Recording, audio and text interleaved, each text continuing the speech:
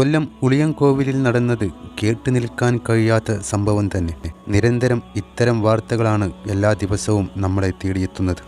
ഉളിയക്കോവിലിൽ വിദ്യാർത്ഥിയെ വീട്ടിൽ കയറി കുത്തിക്കുന്നത് കൃത്യമായ ആസൂത്രണത്തോടെ. കൊല്ലം ഫാത്തിമ മാതാ കോളേജിലെ 2ാം വർഷ BCA വിദ്യാർത്ഥി ഫെബിൻ ജോർജ് ഗോമസിനെയാണ് നീണ്ടകര സ്വദേശിയായ തേജസ് രാജെന്ന 22കാരൻ അതിദാരുണമായി കുത്തിക്കൊലപ്പെടുത്തിയത്. തിങ്കളാഴ്ച വൈകിട്ട് 6:48 ഈ സംഭവം ഉണ്ടാകുന്നത്. 20 വയസ്സുള്ള ഫെബിന് ദാരുണമായി ജീവൻ നഷ്ടപ്പെട്ട കാര്യം. തേജസ് രാജ് എന്ന 22 വയസ്സുകാരൻ വെളുത്ത കാറിൽ ഫെബിൻ്റെ വീട്ടിലെത്തിയാണ് ഈ കൃത്യം ചെയ്തത്.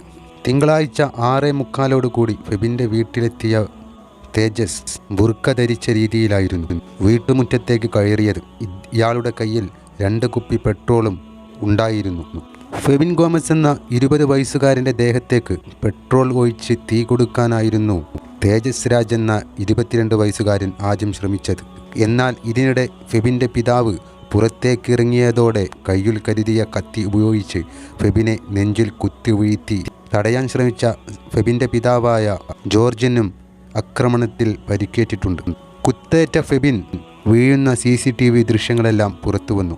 കൊലപാതക ശേഷം തേജസ് രാജ് ചെയ്ത കാര്യമാണ് വീണ്ടും വലിയ നട്ടലുണ്ടാക്കിയത്. കത്തി ഉപേക്ഷിച്ച തേജസ് കാറിൽ കയറി പ്രദേശത്ത് നിന്ന് രക്ഷപ്പെട്ടു.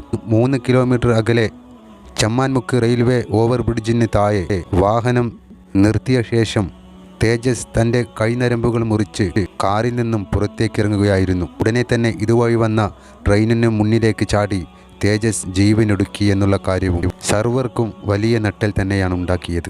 തേജസ് വന്ന കാറിൽ രക്തം പടരുന്നതായി പോലീസ് കണ്ടു. കാറിൽ നിന്ന് ഇറങ്ങുമ്പോൾ തന്നെ തൻ്റെ സ്വന്തം കൈനരമ്പുകൾ മുറിച്ച നിലയിലായിരുന്നു തേജസ്. പുറത്തേക്ക് ഇറങ്ങിയ ഉടനെ തന്നെ അതുവഴി വന്ന ട്രെയിനിൻ്റെ മുമ്പിലേക്ക് ഇയാൾ എടുത്തു ചാടുകയായിരുന്നു. ഫെബിനും തേജസും തമ്മിൽ അടുത്ത ബന്ധമുണ്ടായിരുന്നു. ഇരുവരുടെയും കുടുംബങ്ങളും പരസ്പരം അറിയുന്നവർ തന്നെ.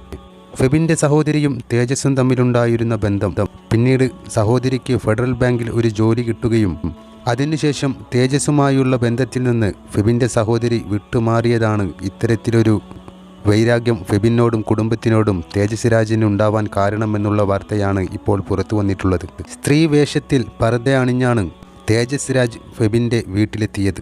വീട്ടിലേക്ക് ഇടിച്ചു കയറിയ ഇയാൾ ഫെബിൻ്റെ ദേഹത്തേക്ക് പെട്രോൾ ഒഴിക്കുകയായിരുന്നു. പിന്നീടാണ് കയ്യിലുണ്ടായിരുന്ന കത്തി കൊണ്ട് കുത്തി കൊലപ്പെടുത്തിയത്. ഫെബിൻ്റെ സഹോദരിയുമായുള്ള ബന്ധത്തിൽ പ്രശ്നങ്ങൾ ഉണ്ടായതോടുകൂടി തേജസ് രാജ് പല മാനസിക പ്രയാസങ്ങൾ നേരിട്ടിരുന്നു എന്നും അറിയാൻ സാധിച്ചിട്ടുണ്ട്. ഒരു മിന്നകത്തായിരുന്നു ഒരു സ്ത്രീയെ പോലെ വന്നേ. ഇല്ലല്ല ബഹളം എല്ലാം പെട്ടെന്നായിരുന്നല്ലോ. അകത്ത് കയറി പെട്രോൾ ഏതാണ്ട് കൊണ്ടുവന്നിരുന്നു. പെട്രോൾ ഏതാണ്ട് കൊണ്ടുവന്നിട്ട് ഈ അവരുടെ അച്ഛൻ്റെ ദേഹത്തെ ഒഴിച്ചിട്ട് കത്തിക്കാനെങ്ങാണ്ടായിരുന്നു പ്ലാൻ. അപ്പോൾ ഈ പയ്യനെ ബഹളം കെട്ടുകൊണ്ടാന്ന് തോന്നുന്നു അകത്തുനിന്ന് വന്നത്. ഷട്ടൊന്നും ഇട്ടിട്ടില്ലായിരുന്നു. വന്നിട്ട് അവിടെ നിൽക്കുന്നുണ്ടായിരുന്നു. അതാ സംഭവിച്ചു. പയ്യനൊരു 22 വയസ്സിനകത്തേ ഉള്ളൂ. BCom സെക്കൻഡ് ഇയർ പഠിക്കുന്നുണ്ട്. പിന്നെ സൊമാറ്റോയിൽ ഓർഡർ ഡെലിവറി ചെയ്യുന്നുണ്ട്. നല്ല പയ്യനാണ്. നല്ല വീട്ടിൽ അച്ഛനും അമ്മയും മാത്രം. ഒരു സഹോദരിയുണ്ട്. അവരെ ഇവിടെ സഹോദരി ഇല്ല. അവർ കോഴിക്കോട്ടാണ്. അവർ ഫെഡറൽ ബാങ്കിൽ കണ്ട് വർക്ക് ചെയ്യുന്നുണ്ട്. ഒരു വർഷമായുള്ളൂ അവരെ ഉണ്ടായിരുന്നു. അവരില്ലായിരുന്നു. ഇവർ അച്ഛനും അമ്മയും പയ്യനും മാത്രമേ ഉണ്ടായിരുന്നു.